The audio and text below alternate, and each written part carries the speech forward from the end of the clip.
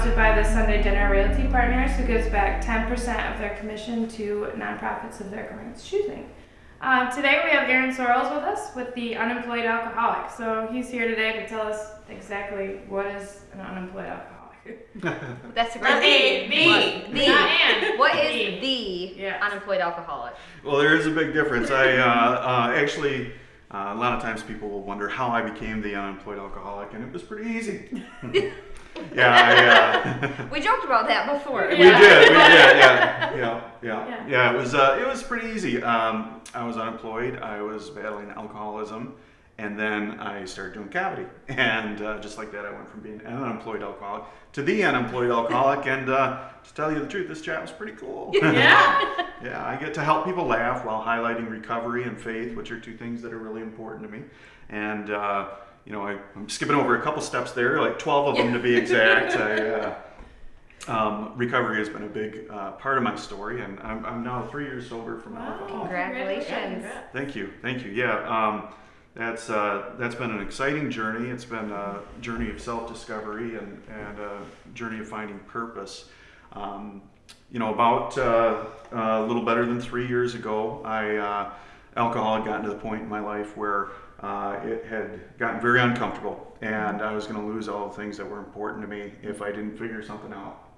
I also knew from a repeating pattern, that I wasn't able to break that cycle on my own. So I ended up leaving a job, throwing myself into a great church and a wonderful recovery program, and started rebuilding the relationship with myself, with my wife, and with God. And I thought that might take a couple weeks, and then I'd get back to work. But that is not how that works. Quick fix. Right. Yeah. A couple of weeks of unemployment turned to a couple months, then 3 months, 6 months, and at 12 months, I'm still unemployed, and every door that I had knocked on had closed. I was looking at entry-level stuff through executive-level stuff, and just could not get anything to stick. And that was a painful time. Yeah, I can imagine. Extremely painful. Yeah. But it was also a time of growth. It was a time of some really neat things happening, some self-discovery, some rediscovering who I was, who my identity is, and it was good. And one day, my wife and I were walking around downtown Grand Rapids, and in the middle of kind of a dark time, we were just laughing together. And it really struck me the power of laughter. That same day, I decided that I was going to try to get a spot with Laughfest and try my hand at doing comedy, try my hand at sharing that laughter with other people. And it was the last day to apply, so I wasn't able to think about it. Wow. So I applied, I got the spot, I got a wonderful spot at Dr. Grin's, which is the biggest comedy club. That's awesome. So had you done comedy before? Right, that's my question. I had not. That was my first time. Like, yeah. So you just really were like, I'm funny, maybe I should. No, this is just crazy. This is literally like, because you went probably as far deep in the dumps as you ever have gone, and if you hadn't have done that, this totally wouldn't happen. Well, there's no way that I could have convinced myself, or especially my wife, that I'm going to leave my job and become a comedian. It took You're that not very trial. funny. Yeah, that's not funny. Yeah, I can't imagine like walking out of my office. I have a home office, so walking out and going, done. Yeah. What are you gonna do now? I'm gonna tell jokes. Yeah, not even like an improv. Like I'd have to go to like some dive bar or like across town and be like, okay, I'm gonna try this. Yeah. No, that's awesome. Well, and that's awesome. oftentimes how Yeah. things happen, though. Our strongest and best achievements can often come from our trials. And this really is. I mean, the comedy is a piece of it, but I help people laugh while highlighting recovery and faith.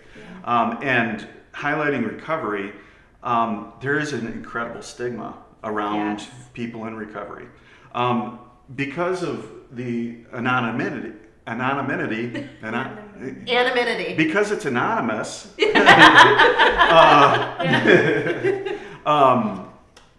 a lot of times the quote-unquote normal people that are walking around in life who might be in recovery, people don't know that. So people have no picture that you can be in recovery and live a normal life. Yeah, that's a very good point. Yeah, Yeah, other than on TV. Yeah. Being anonymous is wonderful, and like AA programs, that is an incredibly important component of those programs, and I would never say anything against that.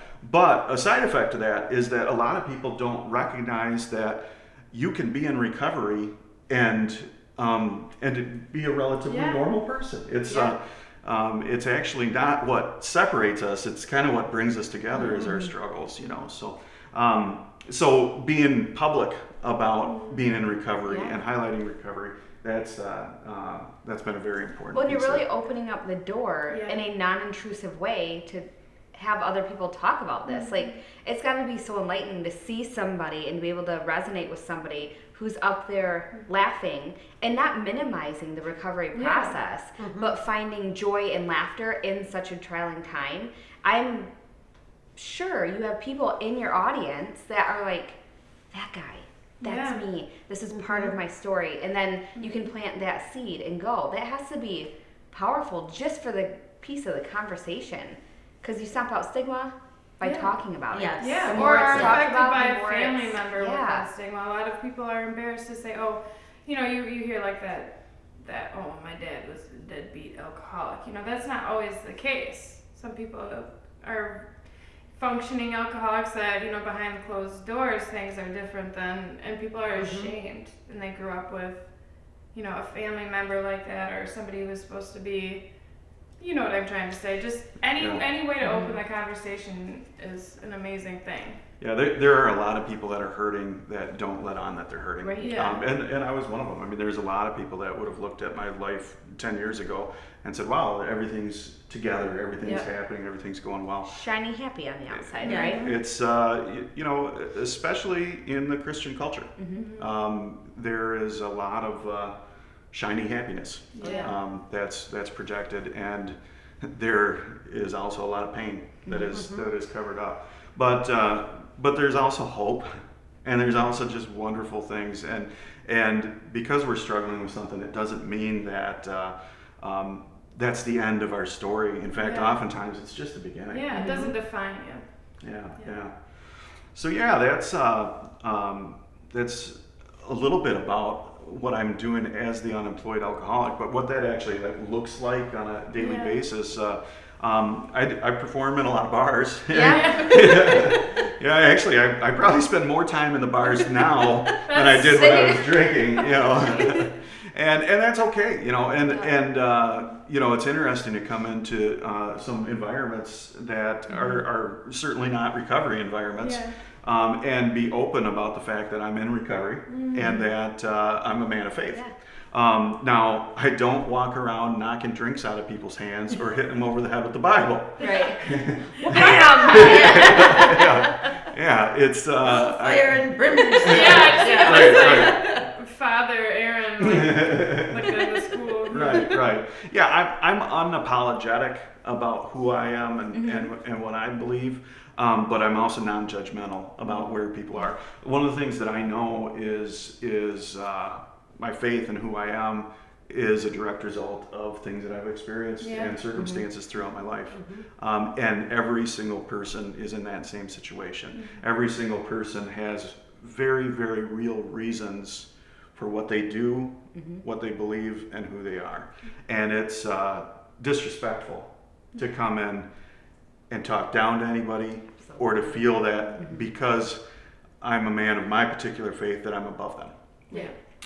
Again, that's not saying that I don't wholeheartedly believe that this is true, that my faith, especially my relationship with Jesus, I feel like that is the most important and true thing about me.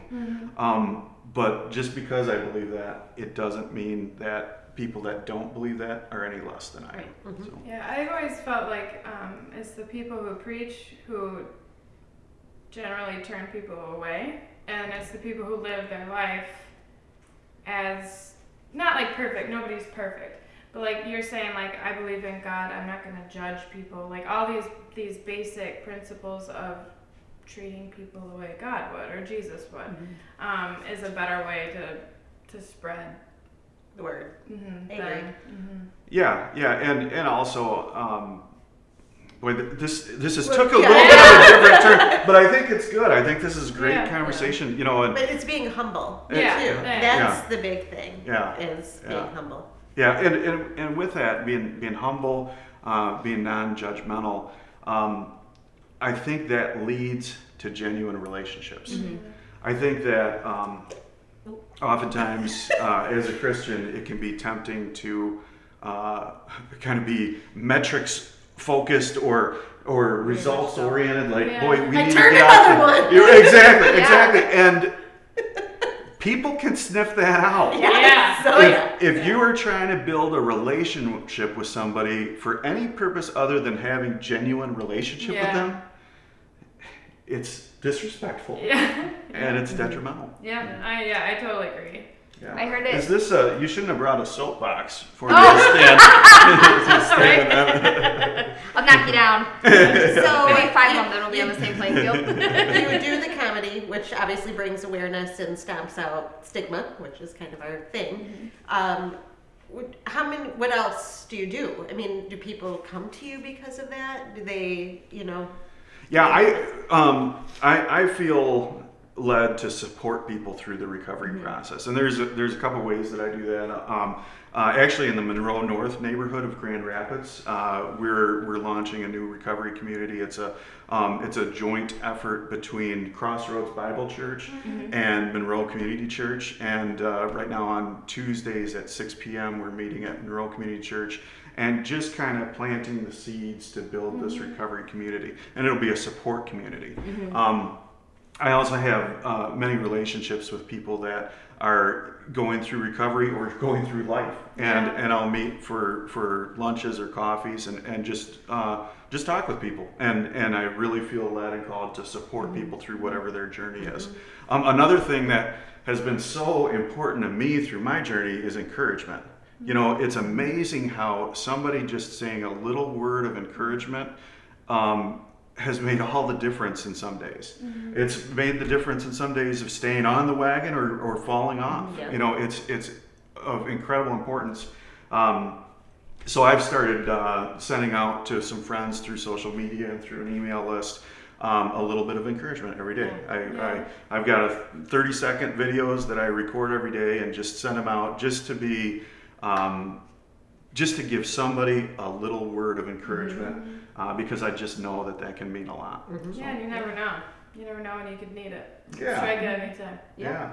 So that's some of the things that I do. I also speak. I have had the opportunity to go into some different places, some business oriented, because there's a lot of lessons from the road of recovery that maybe people can learn by not going through the road of recovery. There's some less painful ways. Exactly. Yeah. There's some lower cost ways. I just hear and like, stop. Yeah. So some speaking again. The comedy, that's kind of like the door opener, because laughter is so important.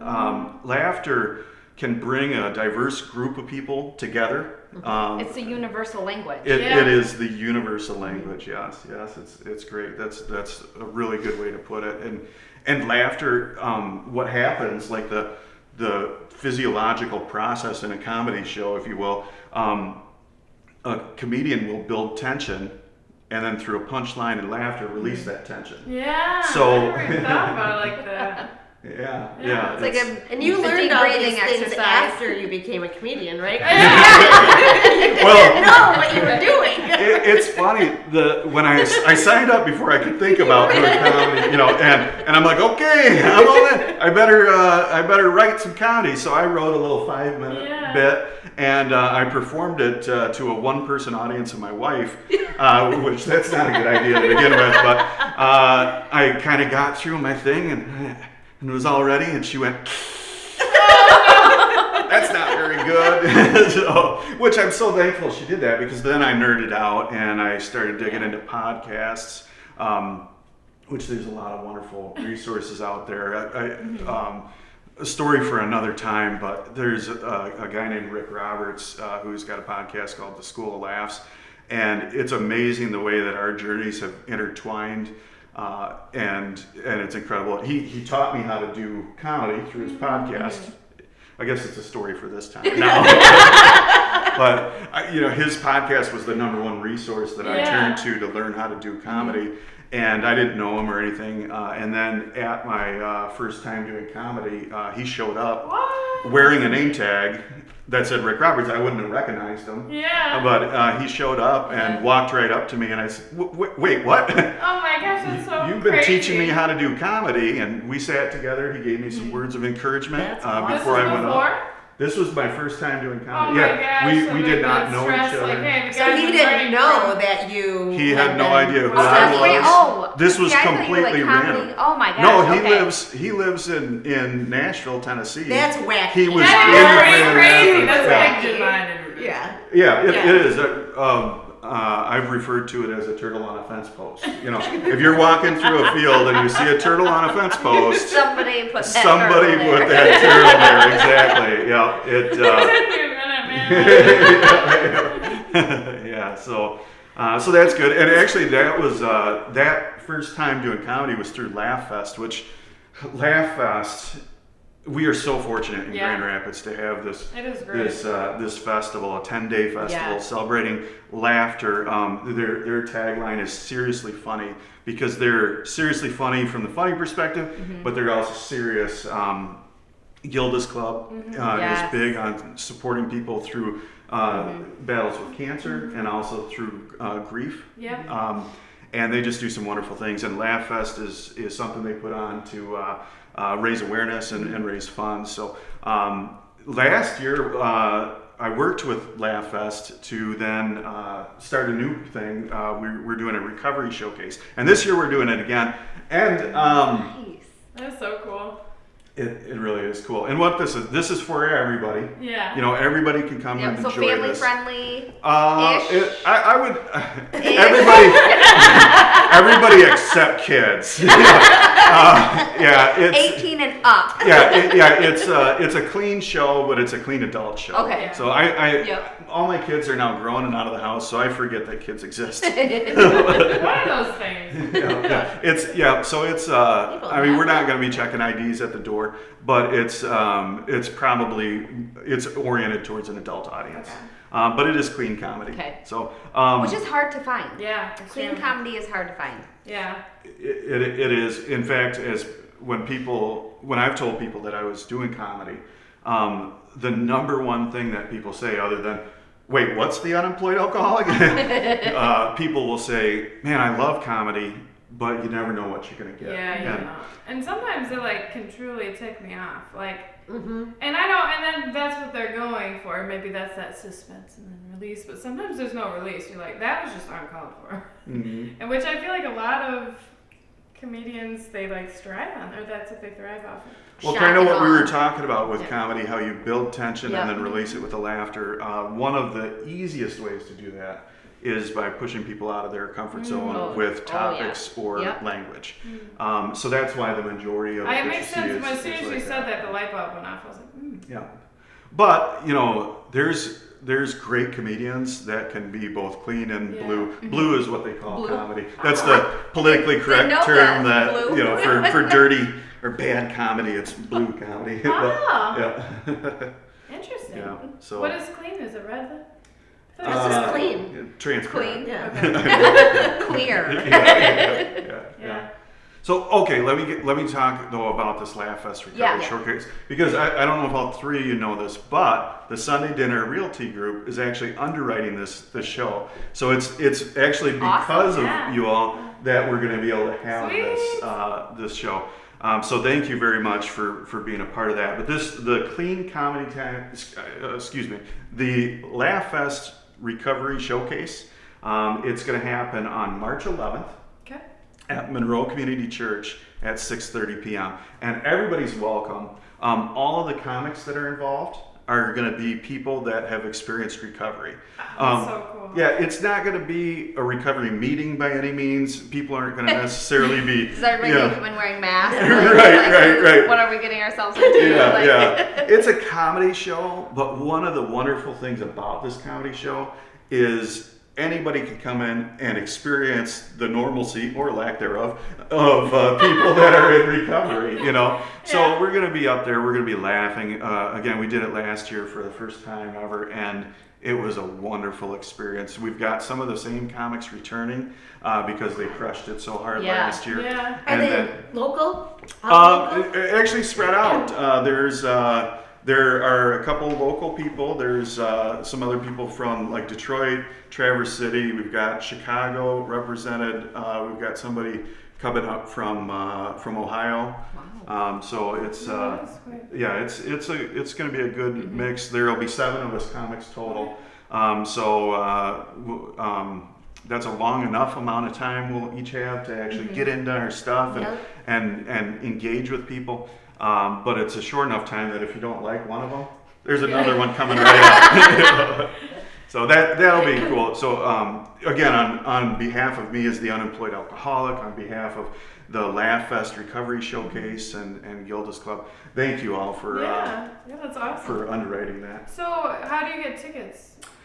Well, partially because of the underwriting. This is a free show. So Whoa, That is so cool. Yeah. Breaking news. Yeah, breaking news. I want the logo on the bottom. Breaking news. Free non-family adult event. March 11 at 6:30. Player comedy. Monroe Community Church. Transparent comedy. Yeah. Transparent comedy. I love the idea of, because when you talk about recovery, it's such a serious thing. Like people automatically be like, oh, they're in rehab. Yeah. Like the tone, your voice gets softer, or not just rehab, but like recovery. Just that whole Well, you get conversation surrounding it. So then to like come up and just laugh about it is big, because the biggest thing I've heard from recovery is that they don't want a constant reminder of like, oh, they're not drinking, or oh, they can't be surrounded by this area. I can't say that because it'll trigger them. I mean, all these things. So then they just go and make light of those things, because in the end, like, those things are a part of you, but they don't, like you said, define you. And it is all, you know, think back to like anything in life. Like it becomes, it's not always serious. And to What be, we talked about with Degage too is making your own choices and decisions.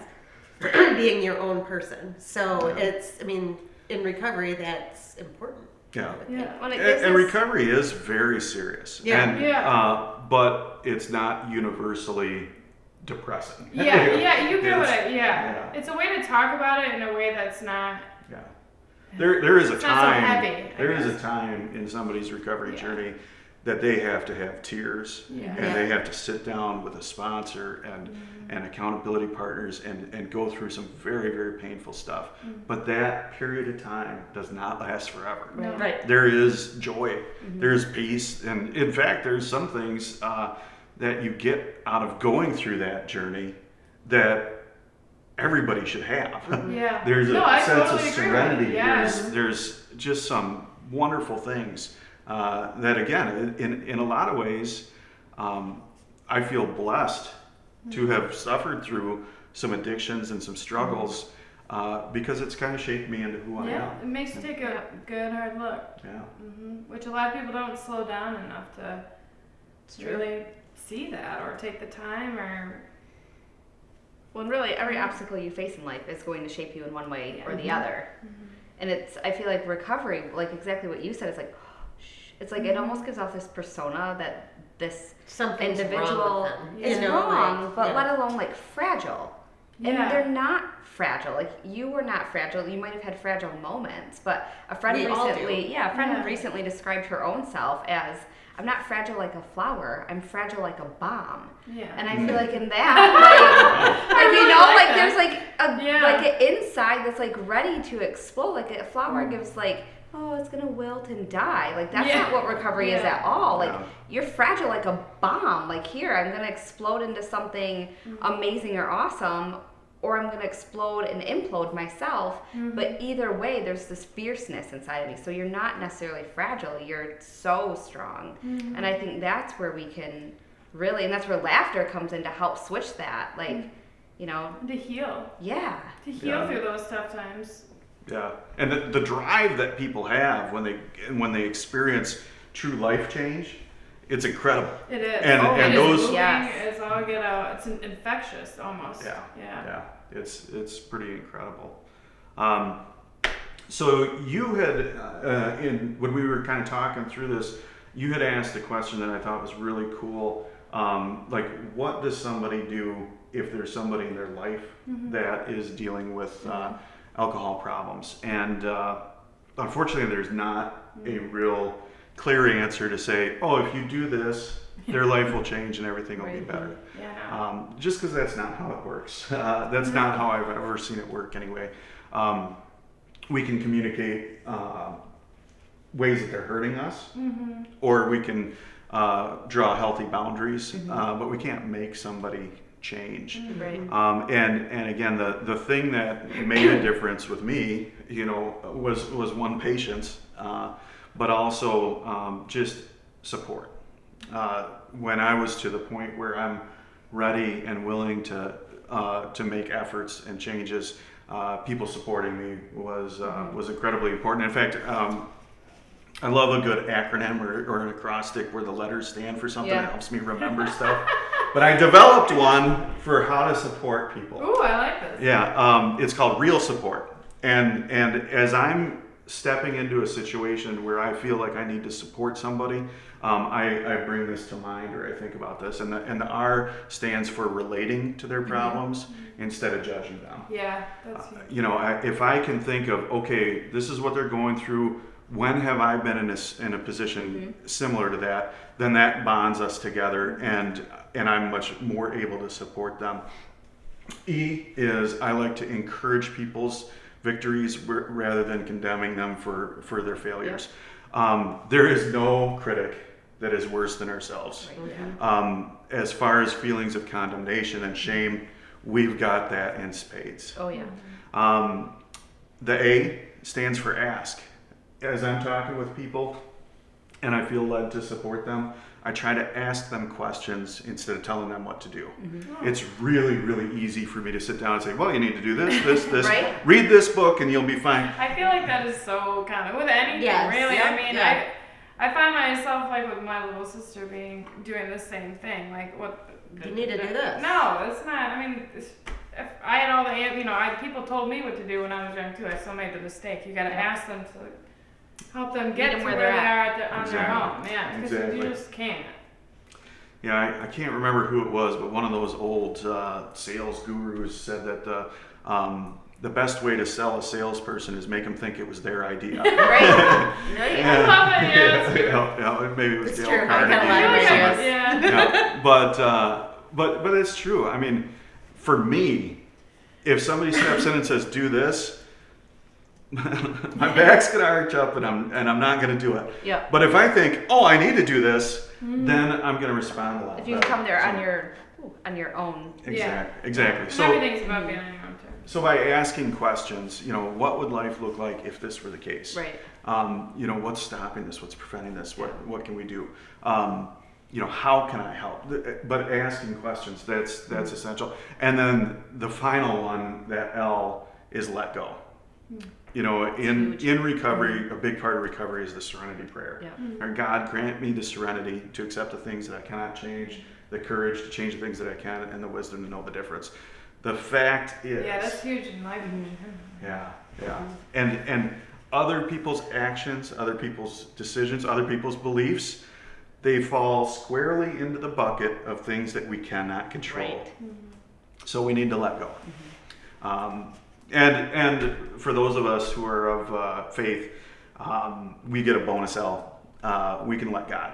We can pray for people. Give it up. Yep, we can have a peace. We can have a joy that surpasses all understanding. There's some benefits to that. So we get that bonus L, and that's real support. Real. Yeah. So this is probably exactly what you expected, to have a comedian come on and chat. I just liked when you were like, Well, that's- real support. I just imagined you like, I imagined you like a superhero and like stuff shooting out. Like, We have that in common because most of the mornings I look in the mirror and picture myself as a superhero. I just imagine you like seeing the cape wave. You have a fan going. Yeah. So we are running out of time, unfortunately. Yes, so yep. I mean, we could sit here and chat for hours. Oh, I'm sure. Just there's so jokes upon much. jokes, right? Is there anything that you want to leave the audience or us with? Any nuggets, pearls of wisdom, whatever you funny guy call it? Anything else that we should try to call it? I guess if I could, speak to your watchers or your audience or listeners, or speak to you for a minute, I would say that there may be things that are paralyzing you. You may have shame about things in the past. You may have fear about things in the future, or you may be a little bit proud about things that you're not ready to give up right now. The future's good. The future's better with you in it. And you've got a great deal to contribute to the people around you. Thanks for being you. Have a great day and enjoy your journey.